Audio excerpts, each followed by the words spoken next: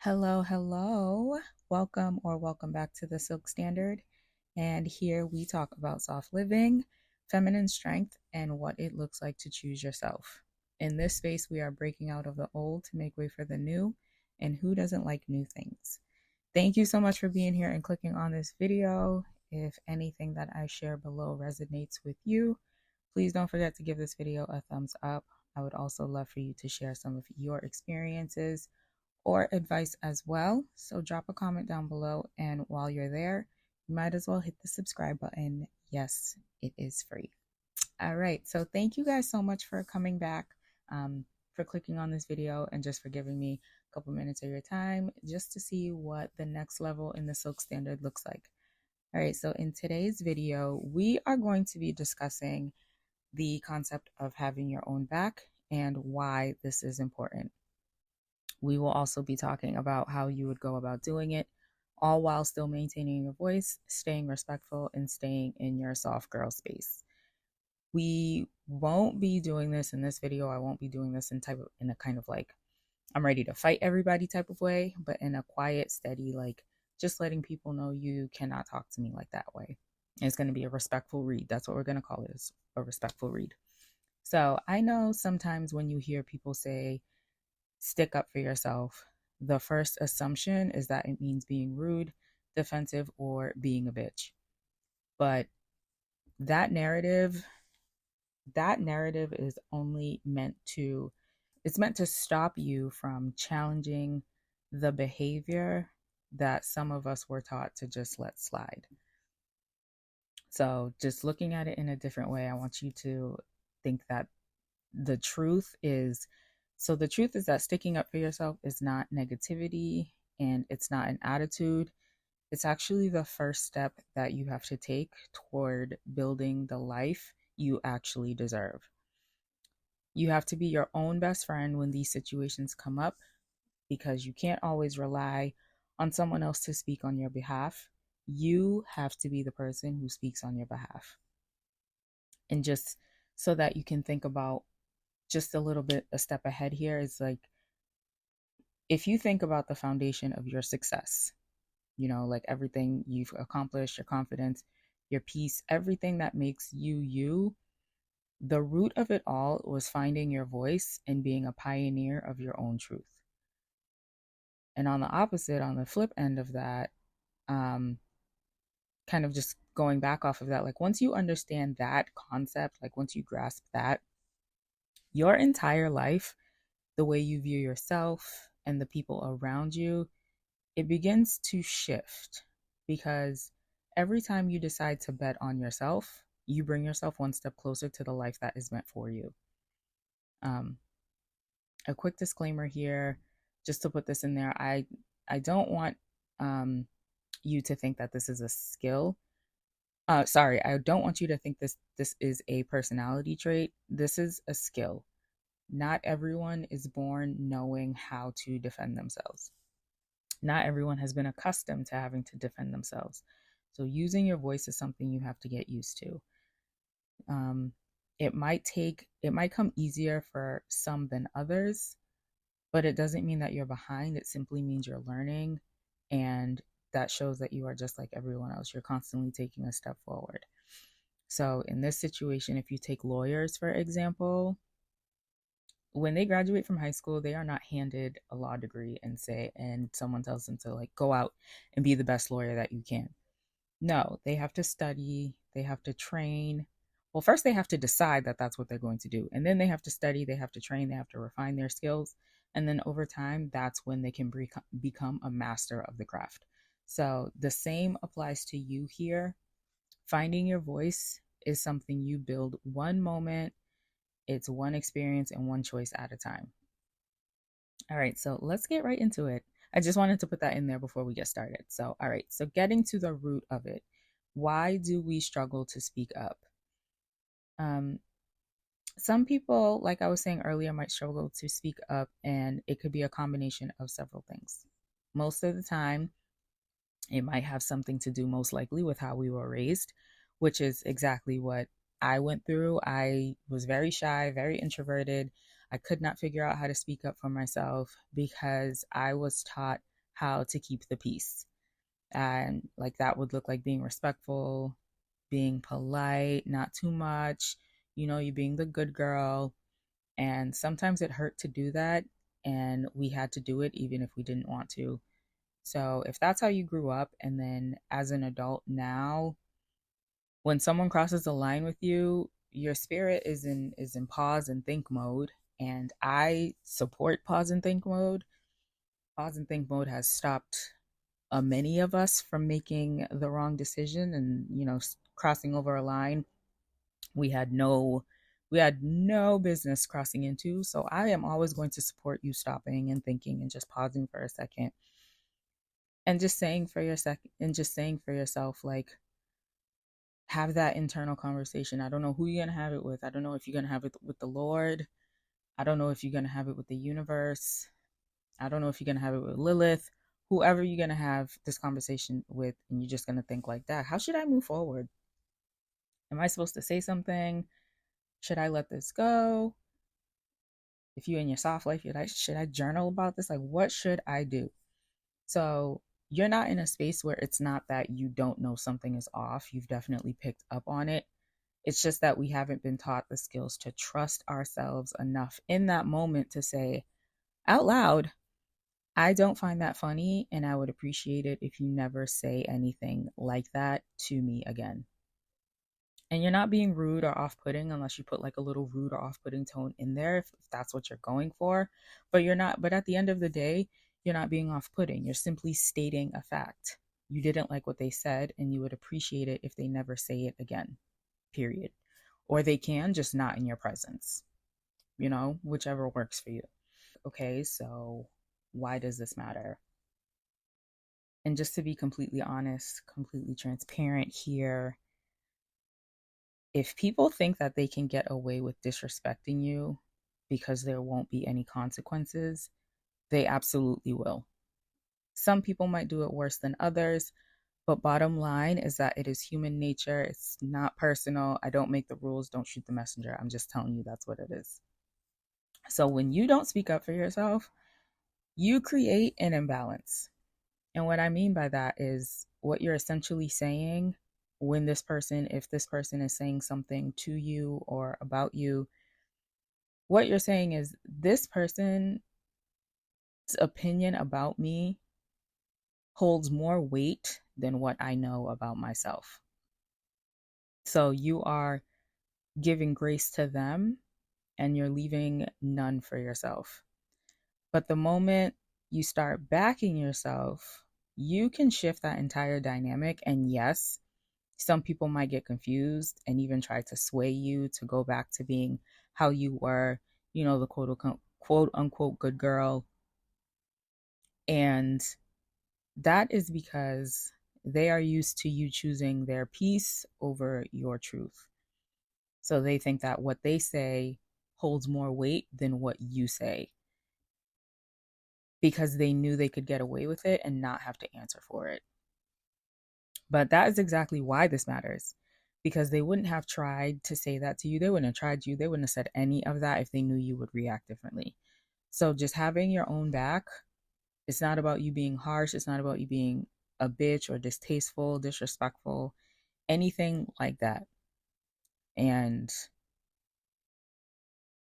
it's simply about, I mean, don't get me wrong, like sometimes it can get to that point, but most of the time it's simply about giving yourself the same loyalty that you give to everyone else. And once you do that, you'll see that your self-respect begins, and then your confidence will also start to grow. So, all right, so now that we know that, um, how do we do something like that? Like, how do we start sticking up for ourselves, especially without losing your softness? If you're not someone who has, like me, naturally, I don't have a very loud voice. I speak in like a very, like, kind of like straightforward, like this is the tone that I am most of the time. So when I have to stick up for myself, raising my voice is not my go-to. So how do I stick up for myself without losing this monotone that I'm at right now? So the first thing that you have to do is you have to get used to practicing in low risk situations. Um, and you're not doing this, like I said, again, to be rude. You're just doing it to get comfortable. You're doing it to get used to hearing yourself speak. Like, if this is the tone that you're at all of the time, this is the tone. This should always be the starting place for you. It shouldn't, you shouldn't have to raise your voice, but if you do, your point is not going to get across any louder or any clearer the more that you raise your voice. So what you're trying to do is just make sure that you are heard in that moment. So you don't have to raise your voice in order to raise your standard. So if you know that your order is wrong, you can politely correct it. If someone says something or asks you to do something or go somewhere and you know it's going to be an inconvenience, in any way it's going to be an inconvenience, like let them know that, because it is.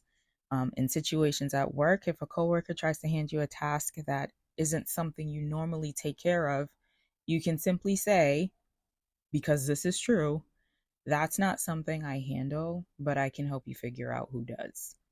And then usually for me, like that's all that it takes. It's just like that. I don't do that, but I can help you figure out where to take that. Because for me, you're not about to give me more work when you could give it to the person who actually gets paid to do it.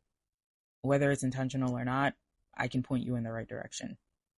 So each of those tiny moments, each of those examples, or whatever other examples you can use for yourself, those moments strengthen your confidence, and it sends a reminder to your spirit that your voice matters and you are allowed to use it. You have it for a reason.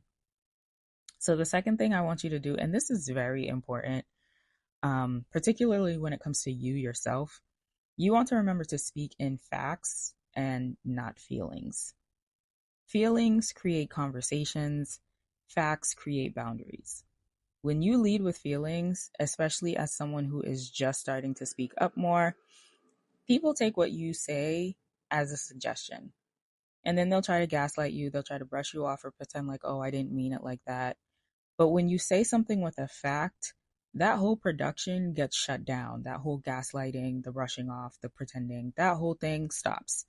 So you can still be soft, respectful, and in your feminine energy while still maintaining that boundary.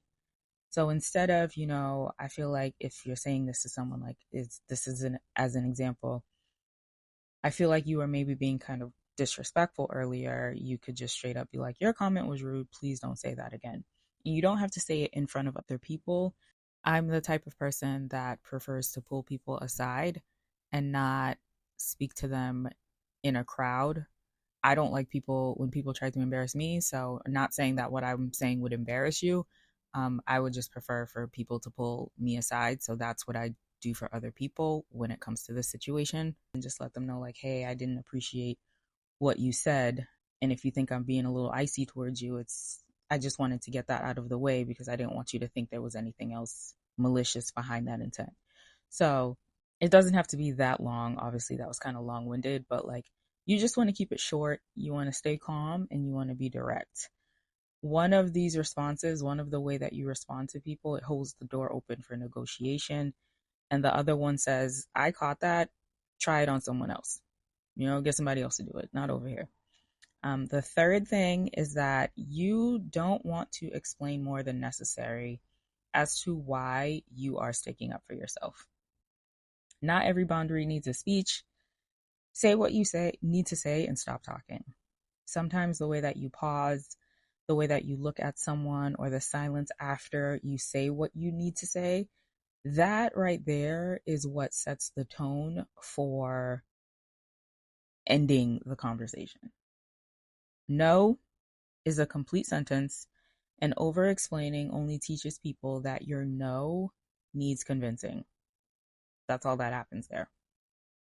And then just one more thing that I just want to add to that is this last thing is more for you, because you get more out of it than they do, but you'll see why it's helpful. So what you want to do is you just want to correct them once and then move accordingly. So say that they did or said something to you that they knew, like they knew you wouldn't like it, and they thought they could get away with it without causing you some type of harm and not bearing any consequence for it.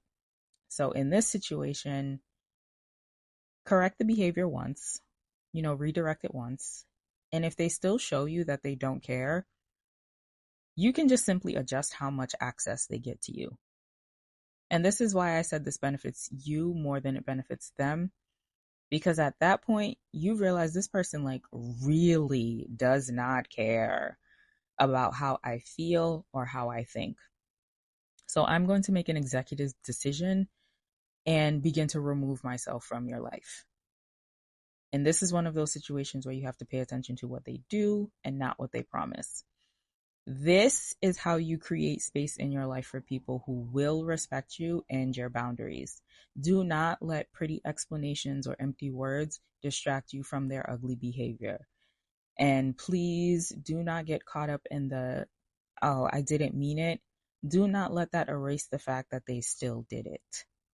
I just want to end just on this, like, sticking up for yourself. It doesn't mean that you are difficult. It literally means that you are a human. You can correct a comment. You can say that doesn't work for me, especially when it doesn't. If you need something, you can ask for it. You can say no without apologizing. It is not the end of the world. This is something, it's probably going to take a little bit of time to even start, but just knowing that there's like some background information that you can do, some tips that you can try. This is the best way to practice using your voice and being loyal to yourself is when you start with the small moments. So just from that, your confidence will grow, and then you will watch your space will begin to expand, and you'll see that because you use your voice as a shield, you've created these boundaries that are non-negotiables. You will see a life that also honors your voice and your boundaries. And when you honor yourself, you will sit back and see how the world will adjust to that standard, and everything else is going to meet you there. So that is pretty much it. So I hope you guys took something away from this. I hope you enjoyed this video. If you've made it out this far, thank you for sticking it through. I really, really appreciate it. So let's just continue this conversation down in the comments. So I just want to see if you guys would be willing to share a moment where you stood up for yourself and it made you really proud, or if you are going to try and start sticking up for yourself, having your own back. How are you planning to do it? So just let us know. If something else in this video hit home, go ahead and leave your thoughts as well in the comments. I would appreciate that, because we are building a whole sisterhood over here, and I would love to hear what you guys have to say. So if you want more conversations like this, don't forget to please hit the notification button so you don't miss the next time I post. You can also subscribe and you can like the video. Yes, both of those things are free and it keeps us connected. So I appreciate you guys for being here, and I will catch you in the next one. Bye, guys.